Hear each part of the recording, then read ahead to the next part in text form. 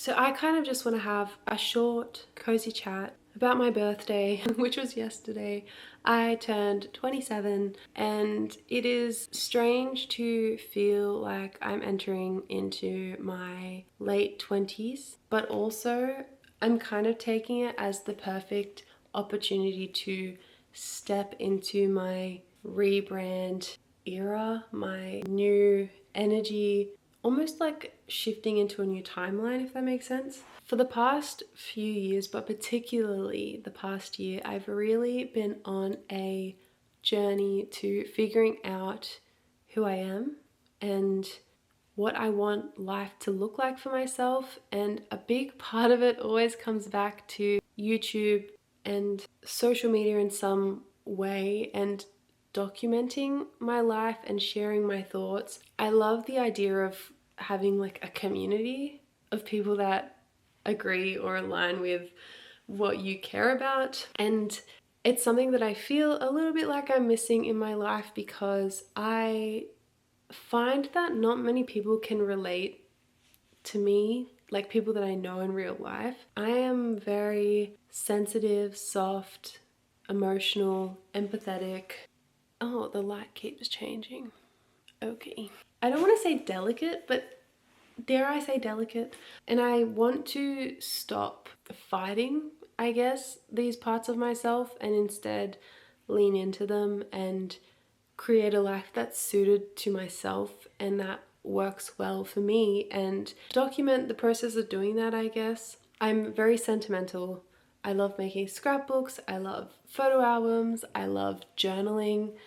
I just love documenting my life, and for so long I've been scared to make videos on YouTube or put myself on social media on Instagram or whatever it is because I'm scared of what people will think, and I'm tired of being scared of what people will think. I'm still scared of what they think. I'm just tired of feeling this way. So my present to myself this year is to show up for myself however it looks, however it turns out, and honor my desire to document my life in whatever capacity that may be. I want to be on YouTube and I want to do cozy coffee chats just like we're doing now, and vlogs maybe, and share about things that I care about. And I'd also love to be on Instagram a little bit. I love Instagram, but I do get a bit overwhelmed by the content creator influencer. It needs to be perfect or serve a purpose, or like there's just, I get very lost in the doom scroll. I get very affected by the cheap dopamine, and I get very overwhelmed by one, people that I know are on Instagram, so it's like, they'll see this. And then two, it just feels cringe. I just feel like, who am I to get up there and like make content when I have no following? And I want to like not care about that stuff anymore and make content if I want to make content. And I also want to share stuff on Substack because that's a new discovery for me, and I love writing. I've always loved writing, so that seems like a very natural platform to be on. And yeah, my present to myself is just to be who I am and be seen being who I am, if that makes sense. So if you're still here this far into the video, I think it might be a good time to just share a few things about myself so that we can sort of see if we're on the same page, and you can see if you want to stick around or not. Some things that I really care about and I will probably be talking about in my content are holistic health and wellness and healing. That's been a big part of my life for the past few years and something that I really care about. I love reading. I find that that's something I talk to people a lot about. Books that I've read,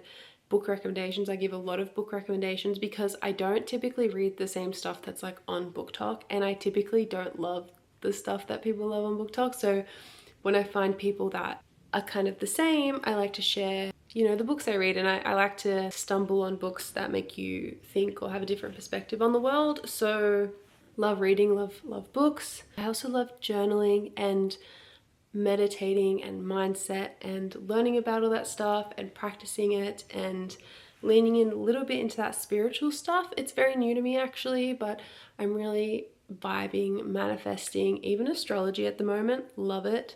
And it kind of goes hand in hand with the natural wellness and healing for me. Really into that. I also love cozy hobbies. This kind of includes reading, but I kind of put reading in another category because I don't know, I think you could just make reading videos. But I also love scrapbooking. I have a reading journal. I've recently been rediscovering things that are just cozy hobbies and just fun stuff. I love watching people do cozy hobbies. I've recently been watching a lot of beading and embroidery and also polymer clay, and for my 27th birthday I actually bought myself a little polymer clay kit. I made this little polymer clay cow. She is not perfect, but she was my first attempt. Love cozy hobbies, love paint by numbers, coloring in, scrapbooking, cooking, baking.